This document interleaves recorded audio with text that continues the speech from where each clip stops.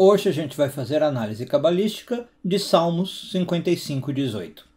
Eu sou Yair Alon e esse é o Zohar Diário.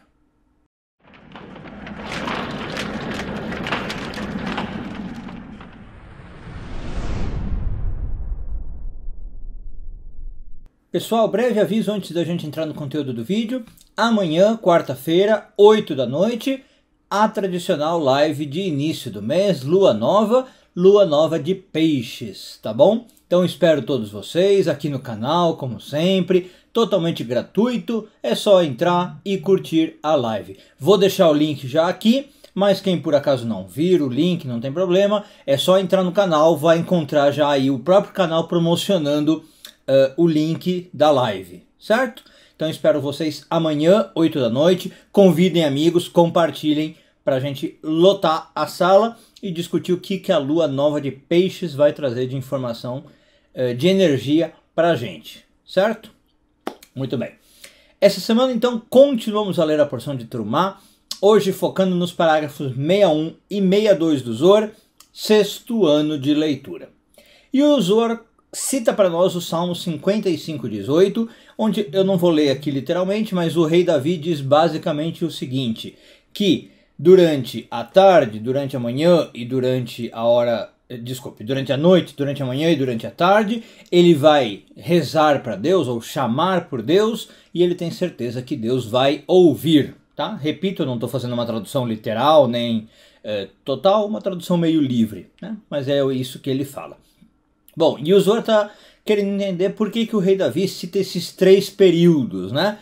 Noite, manhã e tarde. E ele liga, na verdade, se você quiser ver o vídeo de ontem, com o conceito que a gente falou lá. Ontem no vídeo a gente falou sobre ouro, prata e latão, né? Três metais. E o Zohar diz que são três modos de falar da mesma coisa. São três colunas da árvore da vida, né? Uma ligada então à coluna da esquerda, uma ligada à coluna da direita e uma ligada à coluna do meio. Só que aqui a metáfora é a seguinte, diz o Zohar. Amanhã e tarde e noite, tá? Representam três momentos da nossa vida, quase que do nosso humor. Vamos pensar por quê? Bom, antes até de entrar no momento cabalístico. Se você quiser ler o literal, a gente sabe que no judaísmo isso foi levado ao pé da letra. Você tem realmente três rezas por dia, né? Uma feita de manhã, uma feita de tarde e uma feita de noite. A reza da manhã é chamada Shacharit, a reza da tarde Mincha e a reza da noite Arvit, certo? Isso realmente foi levado no literal. Mas na Kabbalah a gente sempre lê de um modo metafórico, né, de um modo simbólico, e aí o Zohar então vem explicar. Qual que é o simbolismo? Amanhã representa, claro, aquele período então em que eu tenho luz abundante e quase nada de escuridão, certo? A noite representa o período oposto, certo? Onde eu tenho a escuridão total e quase nada de luz.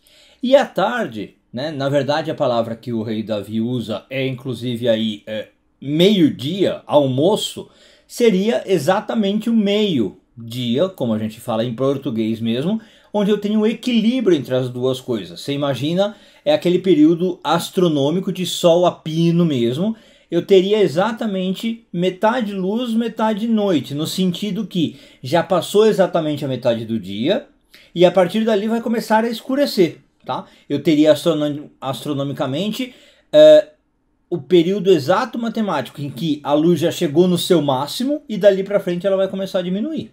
Tá?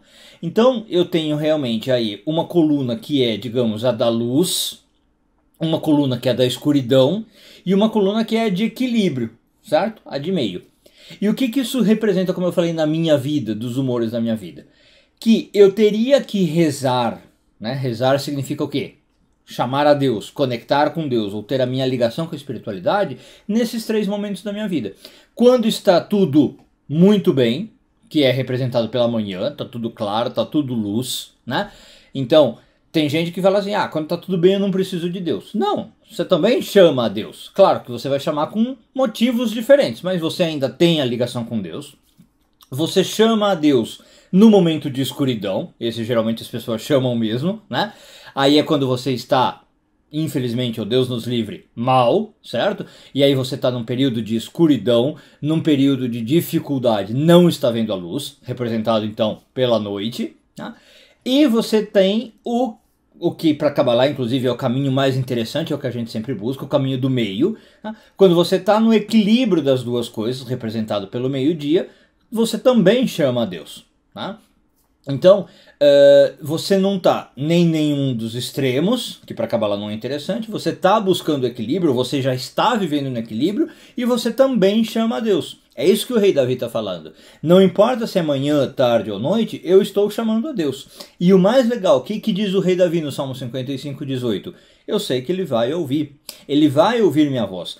Ou seja, a ideia de que Deus, ele não está ouvindo só, por exemplo, na manhã, que seria, por exemplo, Deus só ouve os iluminados, né?